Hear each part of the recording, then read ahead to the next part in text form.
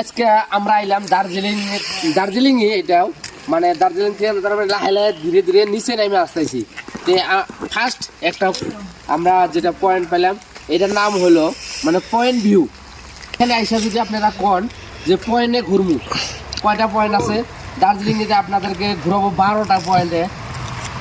সকালে গাড়ি রিজার্ভ করে নেবেন, সারাদিন আপনাদেরকে ঘুরাবো, মানে দামাদামি করে নেবেন। কেউ হয়তো 4,000 টাকা বুকিং করে, কেউ 3,500 টাকাতে বুকিং করে, কেউ 3,000 টাকাটাও বুকিং করে। তো বুকিং করে নিয়ে যাবেন আপনারা। যে সারা আমরা কালকে দার্জিলিং ঘুরছি, ঘোরার শেষ কালকে। আজকে আমরা রওনা শিলিগুড়ি অবধি, শিলিগুড়ি যাই আজকে রাত থাকবো।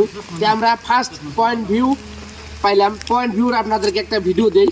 ক্যামেরাম্যান ওই জায়গা থেকে চলো করে কমপ্লিট জায়গাটা দেখায় দাও।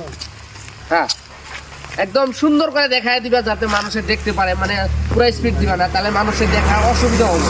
সুন্দর করে দেখায় দিবা যাতে সবাই দেখে শান্তি পায়। অনেক মানুষ আছে হয়তো আইসে নাই, তারা যাতে দেখা এই জায়গাগুলো পয়েন্টগুলো দেখা তারা আসে আর কি। সেই জন্য আপনাদেরকে দেখায় দেই। এটা হলো forest reserve. Gariwala point view যাবো, তাহলে আপনাদেরকে দেখায় দেবো। আসেন আমরা ভিতরে যাই, আপনাদেরকে দেখায় দেখি, আপনারা পুরো ভিউটা দেখে নেবেন।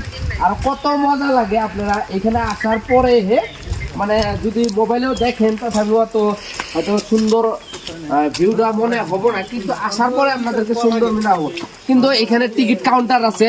হ্যাঁ, টিকিট কাউন্টারে এখন খোলা নাই জন্য আমরা ফ্রি পাইলাম, আমাদের টিকিটটা লাগলো না।